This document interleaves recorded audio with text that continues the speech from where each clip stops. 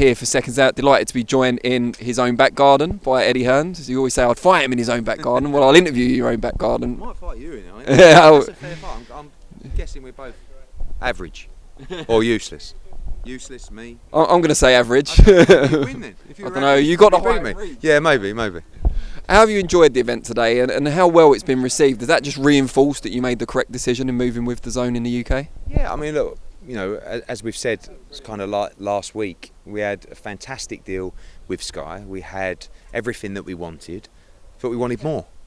We had bigger ambitions, and the only way we could move forward is with someone that shared those ambitions. You know, not just obviously with the investment that they made into our fighters and the shows, but also with the plans globally as well. So we know, you know, this isn't like us just jumping in with a broadcaster that we've never worked with before. We've been working with these guys and performed previously for 15 years. We've been working with these guys in America for 3 years. We've seen the investment, we've seen the brains behind the operation, and I've also seen their subscriber numbers in the UK since launching, which of course, you know, really drilled by Canelo against Callum Smith, Ryan Garcia, Luke Campbell, and Canelo against Billy Joe Saunders. So I'm really confident because we're not coming in from a standing start. We're coming in with a big subscriber base, and I think with a product that fight fans are going to love. Good stuff. Now, you pointing that down there? Just the Zoom, don't worry. Yeah, basically. One of the things people are worried about in terms of this new relationship is that DAZN doesn't have another kind of anchor sport in the UK to get casual fans across. Sky have obviously got the big Sky Sports machine. How do you counter that criticism or concern? Because the numbers on Sky Sports, the viewer numbers, weren't impressive.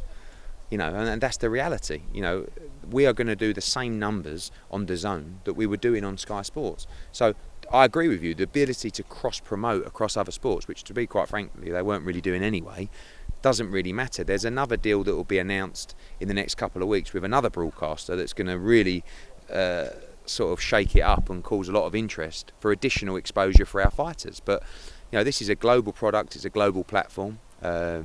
We will miss the Sky Sports News, for example, but there's other ways to skin the cat.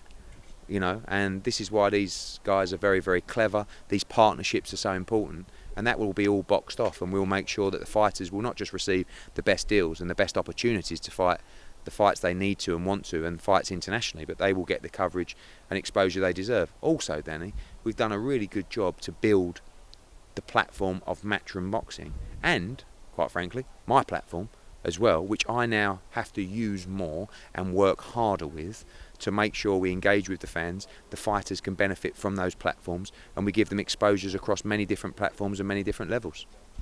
You mentioned a deal with another broadcaster there. I know you're not going to reveal it exclusively on Seconds Out, but is it right to say it's a free-to-air broadcaster?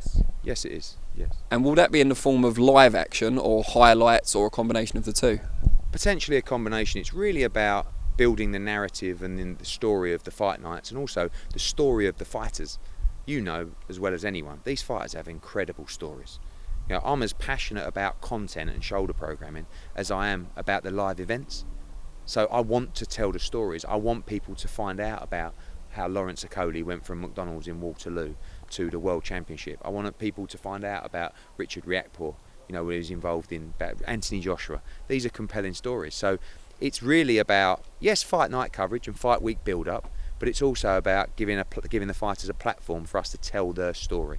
DAZN are very forward-thinking in terms of partnerships with other broadcasters that will drive exposure for their fighters, but also their events and their fight nights and their platforms. How's your hay fever? I'm crying for the loss of Sky. I was going to say. So you know, that is an important deal that will be evolved soon. And again, like, we couldn't do that before, because there was no willingness really, and rightfully so. They said, no, it's ours, we're not giving it to them, we'll put it on our stuff. But this is an opportunity to do bigger numbers across different platforms, and you know I've got a big mouth, I want to tell you all about it, but you'll find out soon. In what ways will the shoulder programming differ from what we've seen on Sky and also existing stuff on... There was no shoulder. Right, so on DAZN then, for example, now Matchroom Media have taken ownership of it, what will we see more of? Just a bigger investment. I mean, all of the shoulder programming that's been produced around our shows has been produced by Matchroom already, but on Matchroom's platform. Because, more recently, I think the Campbell Hatton documentary, the Lawrence Okoli documentary, good examples of ones that were actually shown on the Sky platform. But Sky weren't making any kind of investment into shoulder programming or documentaries on our fighters. So we've been doing that, but now we have the budget to do that and a big production arm to do that as well. So we're focusing on initially 5, 6, 7, 8 fighters to build documentaries around fight, big fight build-ups. There'll be a documentary around fight camp as well and certain fights there. And it's important to tell the story. And I just feel that there hasn't been the investment from the broadcasters in the past for that kind of programming, and I think it's more important than ever. You look at Drive to Survive, Formula 1, classic example. I can't stand Formula 1. I watch Drive to Survive, I watch every race. You have to tell the story. Talking about a fighter who's not going to be on DAZN, at least in the UK yet, Anthony Joshua, what's the latest on his defence, WBO mandatory, Oleksandr Usyk, where and when, and do we know that yet? So it's pretty well documented that September 25th and the 18th, actually, the 2 dates, Spurs and Wembley, the front runners for those. We've sent the contract to Alex Krasik. I actually had a reply while I was up on stage. I've seen his comments, nothing major. They want the fight, we want the fight. We've got an outstanding relationship. It's only because of what happened, a month ago that I'm not just coming out and saying, it's done. But it's done, and 2 weeks. But yeah, obviously we kicked it back a little bit because we wanted to get it right. AJ had been geared up for Tyson Fury for a long time, and that specific style. And then all of a sudden a different style, southpaw obviously. Just wanted a little break, reset, refocus. We made the mistake before against Andy Ruiz, and we're not going to make it again. So that's why you're going to see it in September rather than August. And does kicking it back to September preclude any chance of seeing Joshua Fury for later this year? As I know Bob Arum said initially, it could still happen in 2021. Depending on how that fight goes, but I think more realistically January or February. But you know what, Danny, we're not even thinking about that. Like, of course, we'll always want the undisputed fight, but all that matters right now is beating Oleksandr Usyk. We can't rely on these people to lock in a date or a show. So let him fight Wilder. We'll fight Usyk. Hopefully everyone wins, and then we'll talk.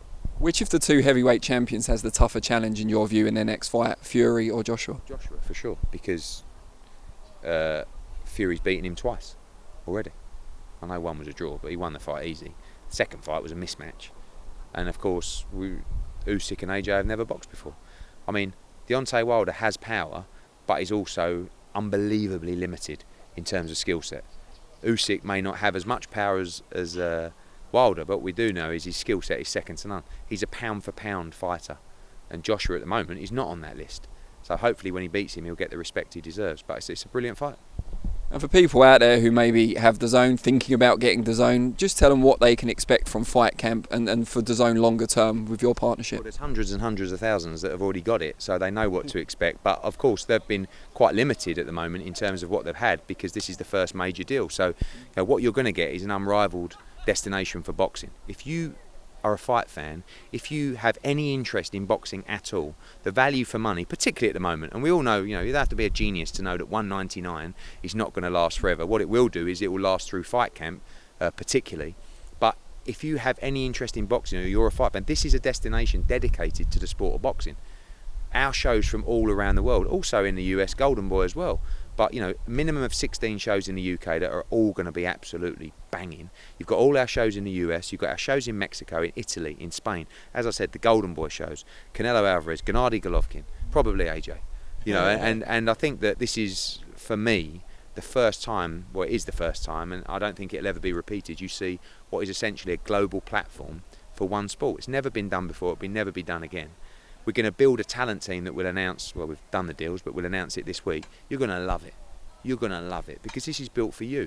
Not necessarily you, but for you. The plural you. The wider fight fan. I think I know what you want, right? And I'm going to deliver that for you across talent, across content, across live events.